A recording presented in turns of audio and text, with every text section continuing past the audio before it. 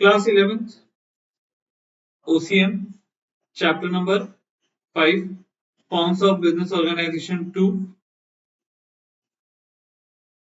अब first form में हमने सारे प्राइवेट ऑर्गेनाइजेशन देखे थे। यहाँ पर हम private as well as government organisation देखने वाले।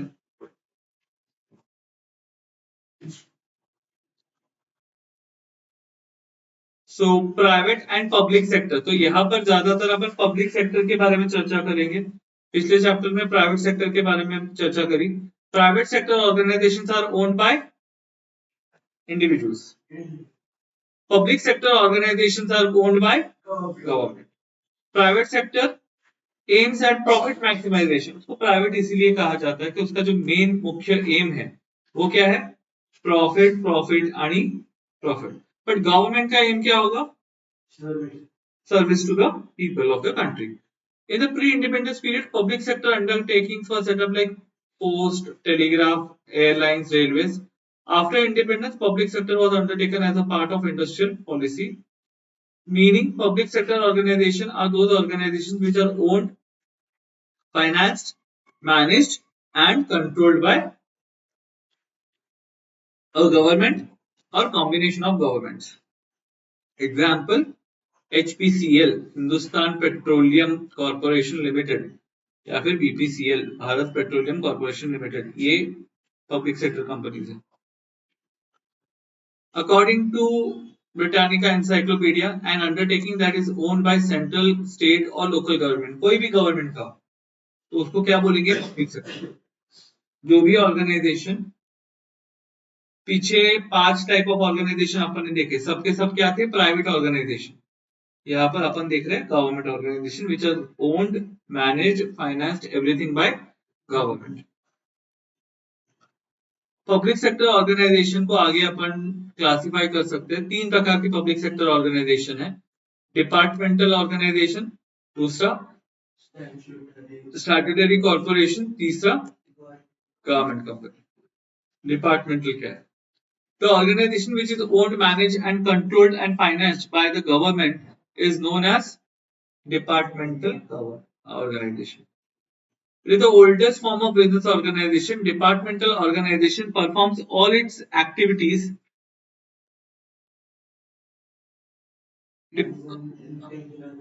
as an integral part of government. तो ये प्योरली गवर्नमेंट का जो ऑर्गेनाइजेशन है उसको हम बोलते हैं डिपार्टमेंटल ऑर्गेनाइजेशन। ये पूरा का पूरा कंट्रोल इसका किस पर है, गवर्नमेंट के ऊपर।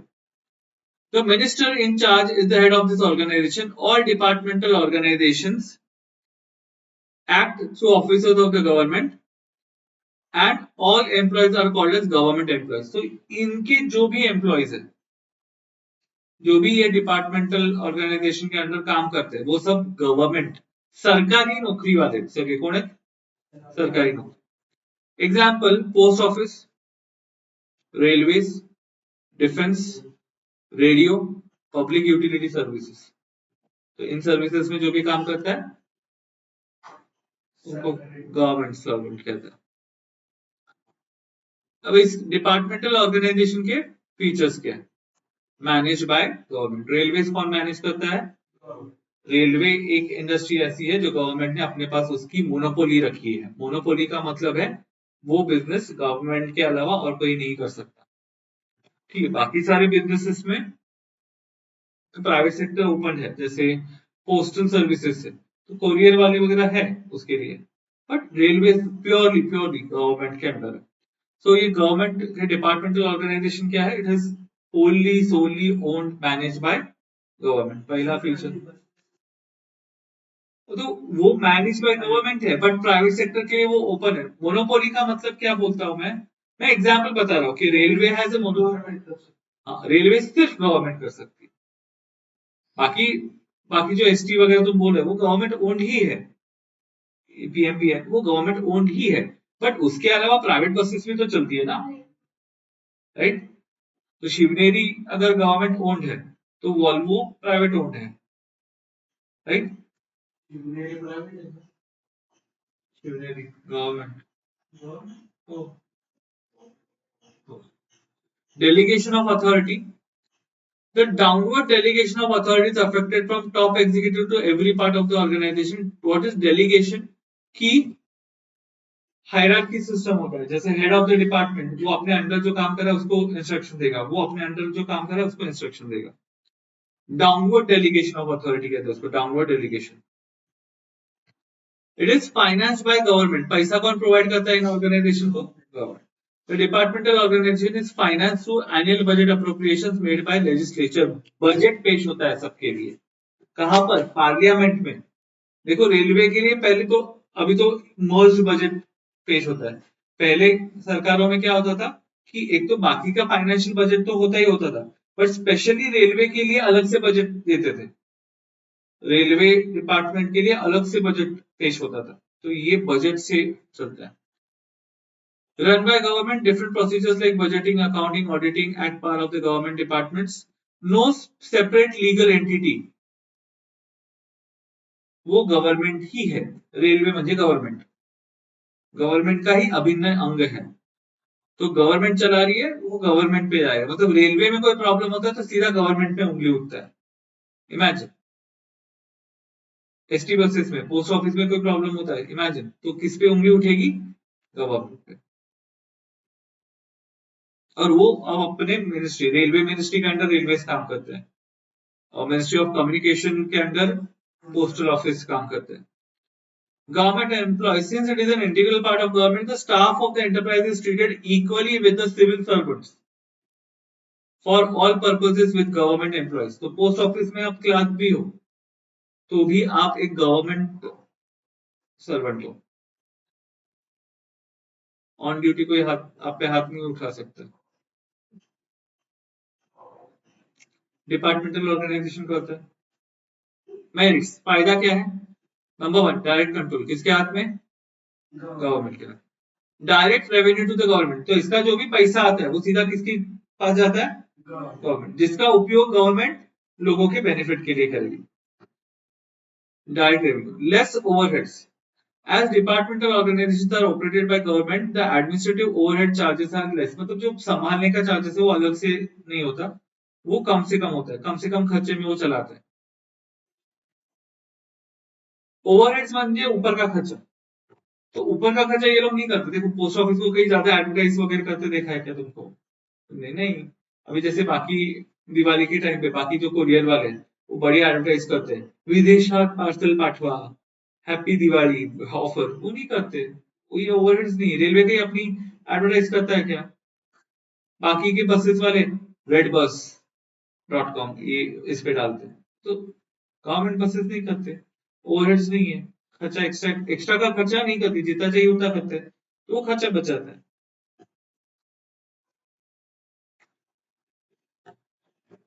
Proper use of funds. Since there is a strict control and supervision, chances of misuse of funds is less in departmental organization. पैसों का घपला बोल सकते हैं अपन इस पे. क्या बोले ऑन रिकॉर्ड अभी बाकी सब चीजें नहीं बोल सकते, बट ठीक है. नहीं, मैं तो इस पे भी बोलने के लिए तैयार हूँ. अब जैसे गांव का सरपंच, हमारे गांव का सरपंच है, मतलब सरपंच तो क्या, वो खुद सरपंच नहीं, उसकी बीवी सरपंच बनी है, तो सरपंच पति है, बट बीवी काम नहीं करती. वो आपने इसमें भी देखा होगा पंचायत सीरीज में, तो सेम वो ऑन ग्राउंड सेम सिचुएशन है. पत्नियों को सरपंच बना देते हैं, बट वो पत्नियां घर में बैठती है, ये सरपंचगिरी करते हैं. पहले खाने पीने के वादे होते थे, अब गांव में बड़ा ऐसे हवेली टाइप बना दिया, फिर कहीं और जगह लेके ले लिया, फिर कहीं और होटल ले ली, कहीं और ले लिया. मतलब एक सरपंच लेवल का आदमी इतना गफला कर सकता है, तो बाकी सब चीजों का तो क्या है.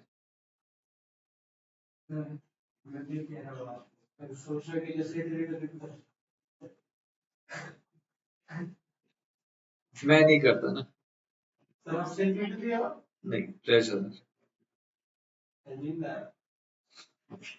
Qualified staff. अरे है क्या, हमारी 20-24 घरों की सोसाइटी, एक घर से 700 रुपए मेंटेनेंस आता है. वो मेंटेनेंस का पैसा लाइट बिल भरो, ये भरो, उसमें चला जाता है. उनका तो भाई बड़ा लेवल पे फिर बड़े चीजें होती है ना. और इधर 700 रुपया मेंटेनेंस देने पर भी वो ऐसे मालिक का ना हक जताते सारे, मतलब तुम्ही हे नाही केलं, तुम्ही ते नाही केलं, तुम्ही वो नहीं किया. Qualified staff, these organizations are properly and managed and supervised by qualified staff. तो उसका स्टाफ सिलेक्शन का पूरा एक प्रोसेस होता है, एग्जाम्स होते हैं, इंटरव्यूज होते हैं. Maintain secrecy, these organization maintains maximum secrecy on policy matters because उनको ये हक नहीं है कि बाहर वो अंदर की इंफॉर्मेशन रिवील करें. ठीक है. Demerits, number 1 delay in action. मतलब कोई भी अगर प्रपोजल है, कोई पॉलिसी है पास करनी है, तो आपको गवर्नमेंट को पूछो, गवर्नमेंट को फिर पार्लियामेंट में पूछो, बहुत लंबा प्रोसेस चलता है. Red tapism and bureaucracy. What is red tapism? वही घफले मैंने बताया, ब्यूरोक्रेसी. मैं जैसे अगर मैं नेता हूँ, सपोज कोई एक डिपार्टमेंट का नेता हूँ, तो मैं अपने रिलेटिव्स को ही उस डिपार्टमेंट में कहीं रिक्रूट कर दूंगा, या फिर मतलब मेरे ही सारे रिश्तेदार लगे हुए हैं सब उसी डिपार्टमेंट में, मतलब मैं अकेला कैसे. Less scope for initiative. See इसमें इनोवेटिव चीजें करने की कोई है ही नहीं ना, जैसे चलता आ रहा है, देखो अभी रेलवे जैसी चलती आ रही वैसी चल रही है. बट फिर भी काफी सुधार हुआ है पिछले कई सालों में. अगर आप देखो रेलवेज में, पहले अगर आप रेलवेज में प्रवास करते थे बहुत गंदगी होती थी. पिछले कई सालों में काफी सुधार हुआ है, बट ज्यादा कुछ इनिशिएटिव चीजें नहीं होती. Lack of flexibility because excessive control है गवर्नमेंट का. डिलेड डिसीजन, सी ऑब्वियसली पहले के जैसे delay in action, delay in decision. तो ऊपर तक पूछो, अपने लेवल पे अपन कोई डिसीजन नहीं ले सकते. Absence of professionalism. देखो जाके कभी गवर्नमेंट ऑफिसर्स ऑफिस में या फिर कोई डिपार्टमेंट में जाके पोस्ट ऑफिस में चले जाओ, तो प्रोफेशनलिज्म उधर है ही नहीं. अभी जैसे अभी ये नवंबर 8 गया, तो 2 साल मतलब 6-7 साल पहले ये हुआ था, क्या हुआ था, नोटबंदी हुआ था. तो उस टाइम गवर्नमेंट बड़े जोर जोर से बोल रही थी कि वो ऑनलाइन पेमेंट स्टार्ट करो, ऑनलाइन पेमेंट करो. बट मैं पोस्ट ऑफिस में गया, उधर तो ऑप्शन ही नहीं था ऑनलाइन पेमेंट का. Frequent transfer of officials staff. ठीक है, डिपार्टमेंटल समझा, या खुश रहो. दूसरा, तो ये था डिपार्टमेंटल ऑर्गेनाइजेशन. दूसरा क्या है, statutory corporation. What is statutory corporation?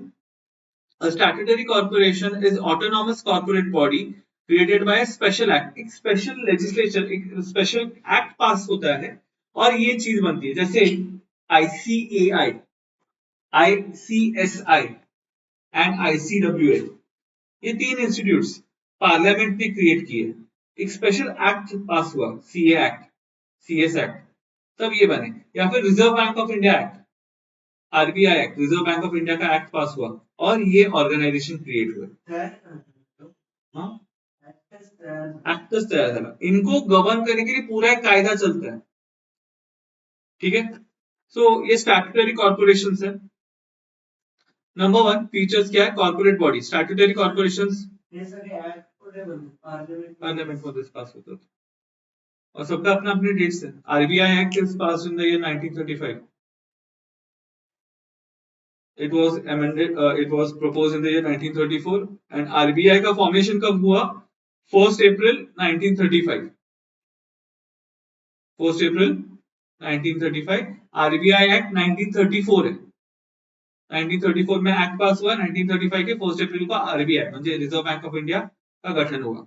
Initially reserve bank of India जब इंडिया का गठन हुआ था तब वो प्राइवेट बैंक थी.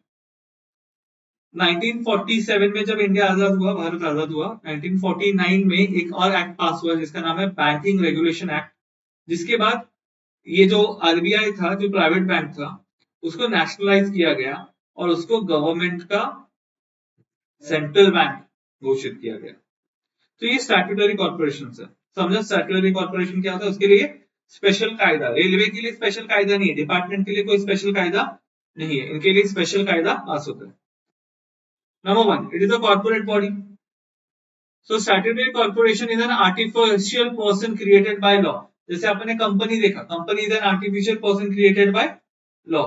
तो ये ICAI is equal to government नहीं होता, या फिर RBI म्हणजेच गव्हर्नमेंट असं नहीं होता, हे सेपरेट है, ही एक सेपरेट एंटिटी है, उसको एक सेपरेट एंटिटी की तरह ट्रीट किया जाता है, एक सेपरेट लीगल एंटिटी, उसको क्या बोलेंगे अपन, separate legal entity.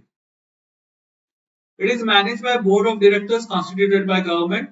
A corporation has a right to enter into contracts and can undertake any kind of business under its own name. वो अपने नाम से चलता है, ICAI अपने नाम से कॉन्ट्रैक्ट साइन करता है, RBI अपने नाम से कॉन्ट्रैक्ट साइन करता है, वो अपने हिसाब से चलता है, वो statutory corporation. Answerable to the legislature. A statutory corporation is answerable to the parliament or state assembly. तो obviously इनके ऊपर गवर्नमेंट तो है ही, they are answerable to them. Parliament has no right to interfere in the working of the statutory corporation, but government इनके काम में interference नहीं करेगी. It can only discuss policy matters and overall performance. वो बस ऊपर ऊपर से ध्यान रखेगी, उनके मैटर्स में वो इंटरफेयर नहीं करेगी। गवर्नमेंट ने नहीं बोला कि सीए फाउंडेशन के एग्जाम्स या इंटर के एग्जाम 3 बार करो, गवर्नमेंट का डिसीजन नहीं था, किसका डिसीजन था, ICAI का, तो एक सेपरेट लीगल एंटिटी है। ओन स्टाफिंग सिस्टम, अब इनका जो स्टाफ होता है, employees are not government servants. ICAI के employees are not, chartered accountants are not government servants. इनको गवर्नमेंट नौकरी या सरकारी नौकरी का सिक्का नहीं लगता है। तो अगर आप RBI के स्टाफ हो तो यह RBI का staff, you are not government, समझते हैं। Employees of various corporations receive balanced or uniform pay and benefit by the government. हाँ, बट तुमको सिमिलर बेनिफिट्स मिलेंगे, गवर्नमेंट के बेनिफिट्स मिलते रहेंगे, but you are not directly the employee of the government. They are recruited, remunerated and governed as per the rules laid down by the corporation. Financial autonomy, पैसों का भी ये खुद का पैसे का खुद देखते, गवर्नमेंट इनके फाइनेंसेस में इंटरफियर नहीं करती। A statutory corporation enjoys financial autonomy or independence. It is not subject to the budget, accounting and audit controls. After getting the prior permission from the government, it can even borrow money within and outside the country. Government से permission लेकर वो loan भी ले सकती है। No political interference, इसीलिए ये थोड़ा सा प्रॉपरली चलती है, पॉलिटिकल इंटरफेरेंस इसमें, ब्यूरोक्रेसी इसमें नहीं चलती। तो स्टार्टिंग जैसे अगर मैं सीए इंस्टीट्यूट का हेड या सेक्रेटरी हूँ या मतलब हेड ऑफ द डिपार्टमेंट, तो मैं अपने रिश्तेदार को भर्ती नहीं कर सकता क्योंकि उधर ब्यूरोक्रेसी नहीं चलेगा।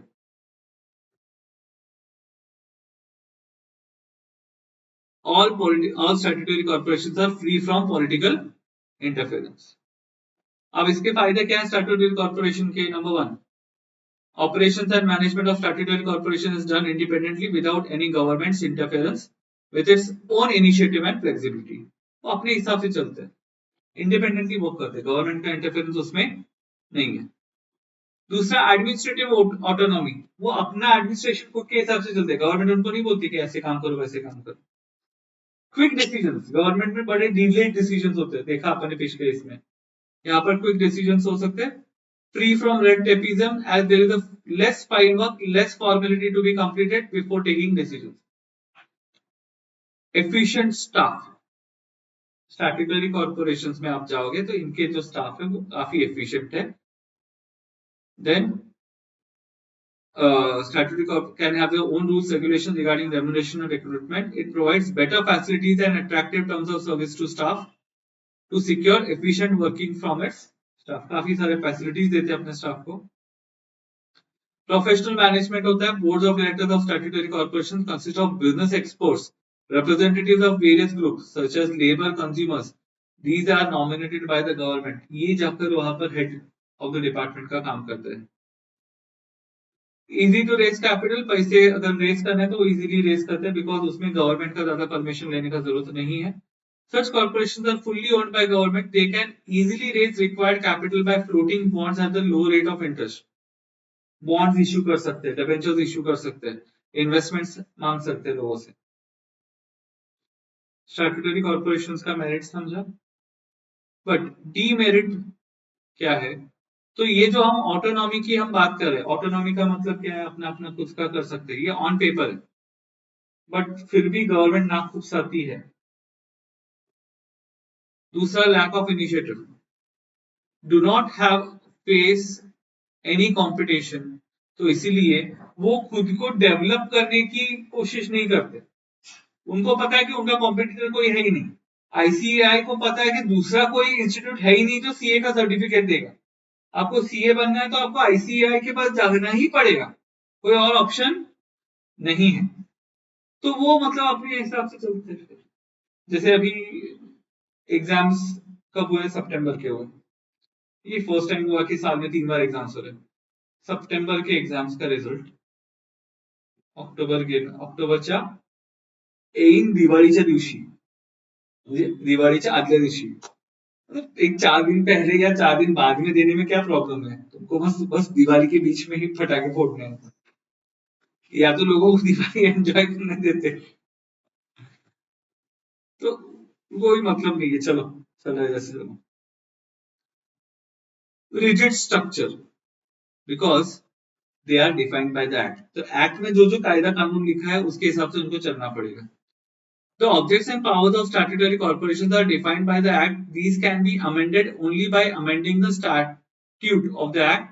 Amending the Act is a time-consuming and complicated task. Clashes among the interests. The government appoints the board of directors and their work to manage the operate corporations. As there are many members, it is quite possible that their interests may clash. ये बोलेगा ऐसा करो, ये बोलेगा वैसा करो. Because of this reason, smooth functioning नहीं होता, आपस में clashes होते रहते हैं. Unfair practices. The government board of statutory corporation may indulge in unfair practices. It may charge unduly high price to cover up inefficiency. लोगों से ज्यादा पैसे चार्ज करने लगे, आरबीआई ने ज्यादा इंटरेस्ट लेना शुरू कर दिया वगैरह, ये खुद से कर सकते हैं। सो ये क्या था दूसरा, स्टैट्यूटरी कॉर्पोरेशंस, ठीक है।